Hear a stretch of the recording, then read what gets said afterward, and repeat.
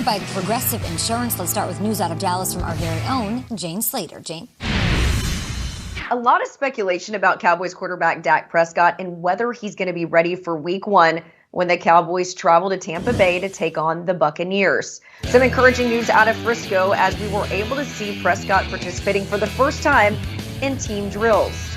He started off with his first throw in 7-on-7 with one of the more encouraging signs, throwing the ball across his body. So using all of the movement there in that shoulder didn't show any problems. He continued on and had two impressive throws to his tight ends, Dalton Schultz and Blake Jarwin. And if you need further proof, there was his running back, Ezekiel Elliott, after practice, who said the balls had a bit of a pop. All right, quarterback news. Get your quarterback news here. Let's start with this guy, Joe Burrow. Here's the news. We are hearing that he is going to play limited snaps in the Bengals preseason finale. That, according to his head coach, Zach Taylor.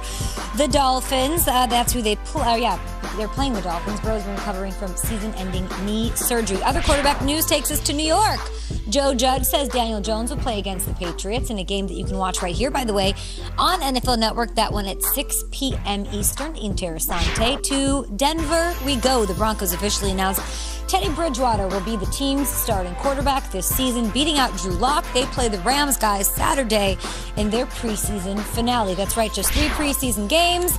It's the last one coming up tomorrow night, kicking off. And in Jacksonville, Urban Meyer confirmed what we've all been thinking. First overall pick, Trevor Lawrence will start regular season Week 1 against the Texans. There's the quarterback news, guys, as it stands here on a Thursday. What stands out to y'all the most? Looking at that Patriots-Giants game, I think it's the most important preseason game of the year on the entire schedule. It's massive because now the New England stuff just got really interesting with Mac and Cam and all of that. But this is a big night for Daniel Jones, too, over on the Giants side. We're all very nostalgic this week, as it's Nate's last week, and I'm thinking back to, for years, on the middle of our table here, we would have a pile of newspapers, and sometimes we'd hold them up, and Peter would read whatever column he's reading, and we would hold up the headline. Those headline writers are ready for Sunday night because we haven't seen Daniel Jones play football since last season, which is actually shocking because I thought Joe Judge would be more of a get him out there every snap of every game type of guy, but we haven't. And Giants versus Bill Belichick is a very loaded thing in this media market, and there's a lot of history there, and it's Eli and it's Brady.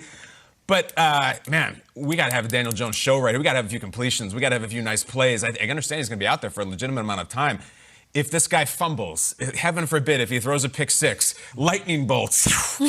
Because, guys, I just want to say it again. They open against Denver, which is a hellacious pass rush. Then they go to Washington, hellacious pass rush. So hold on to the ball, get some plays done. I understand Daniel Jones was good against the Pats in practice this week. Sunday night, all eyes are on that dude. It's been a while. You got to have something. Yeah, the Trevor Lawrence news was almost formality. We knew he was going to be the number one, but I got to think, Kyle, you hit something yesterday that what's that make of Minshew? Because I think of all the backups in the league, Minshew might be the most capable and the best one out there. And I mean that sincerely. This guy can ball. And he's at a very, very reasonable price tag. And there are quarterback situations across the league for contending teams that might not have an ideal backup. And there are teams that might not feel like their starter is necessarily a sure thing for 17 weeks to take us somewhere. I wonder what the Lawrence news, solidifying that Minshew is not going to be starting, whether there is a market for Minshew. I wouldn't be shocked in the next couple of weeks if we do hear his name pop up a few times. We already have on this show, Kyle, you mentioning it, but I look at some of these quarterback situations where I think we're going with this guy.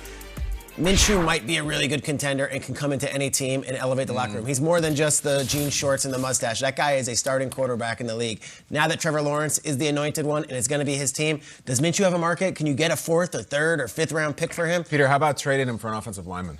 Exactly right. Let's protect him. Let's protect this guy. Find a lineman. Or even a young draft pick in the 3rd or 4th, 5th round, whatever it is. I think Minshew will have a market, and he might be shipped. Who knows? Did you hear Minshew and how he prepared for the number 2 spot? Yes. And saying that he refused to go number 2? Yeah. Why are you looking at me? It was reports out there, and my son, I was like, there's no way that's real. I guess Gardner Minshew said he was so excited about competing for the number 1 spot that he was constipated, I guess. That's what he was. You right there, right? He refused to be a number 2. It was a funny line, and apparently, unfortunately, now he is. Yeah, and now he is. Speaking of number 2, he's not. Speaking of number 2, Drew Lock, he is a number 2 now, and that battle for the number 1 spot in Denver was very interesting because Teddy Bridgewater, who was looked at as a bridge quarterback for majority of his career, went out there and earned it outright. It was an open competition, and Teddy earned it. So I'm really excited about this Broncos offense. I feel like, low-key, this could be one of the most slept-on offenses. Now Teddy Bridgewater, who is pushing the ball downfield. He has Noah Fant at tight end, who led the team with 62 receptions, who is just scratching the surface. I'm telling you, this dude is going to be an absolute monster. Cortland Sutton bouncing back from that ACL. You guys remember how good he was when he put up 1,000 yards? And then Jerry Jeudy. He is a true speedster, and he's a speedster that can catch the ball. So keep your eye on those 3 guys. We have Cortland Sutton, Noah Fant, and Jerry Jeudy. Teddy Bridgewater, we might see a new Teddy Bridgewater, not just a micromanager that he's been tagged with for so long, but a guy that can really be at the helm of an explosive offense. And I like how Drew Lock handled himself in front of the media yesterday when talking about it. Jerry Jeudy on Traeger's list. Yeah, he was number 3 on my breakout players list. Just real quick before, Kay, you jump in with yours. Is this an indictment on Drew Lock, or is this a pat in the back for Teddy Bridgewater? I saw it as this was Drew Lock's job the whole way through, and then Teddy Bridgewater kind of shows up late and then takes it. I don't know. It can't be good for Drew Lock. Yeah, if they said that it was Drew Lock's job to lose, then I would say it was an indictment on him. But because at the very beginning, they said it was an open competition, and Teddy earned it, I'd just say the best man won. Fangio did say that he has no doubt that Drew Lock can be a starter somewhere in the league for one of the 32 teams, not Denver, at least not to start 2021. Triggs, what do you think of Burrow? I brought up Dak.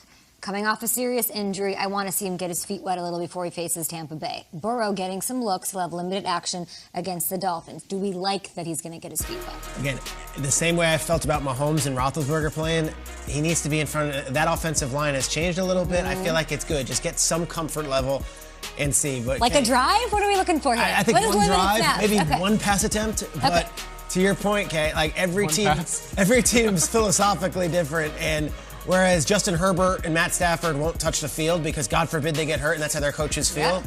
They're trotting out Burrow. They're like, if it's not now, it might as well be week 1 or might as well get him in there now. What do you think? Couple reps? You'll know when you have it. If you have a 3 and out, you put him back out there. If he has a nice drive, a few completions, get him out. But he also hasn't played in 10 months. He's different than Herbert. It's been longer. I would briefly. You want to see him out there? Yeah, definitely. Yeah. I mean, but I just want to see him throwing the ball a little bit. I don't get the difference. Why not Dak? Dax lives in a different planet. I don't know what's going on with Dak. I have no idea. GMFB, I won't bring up Justin Fields to you this morning. Not quite yet.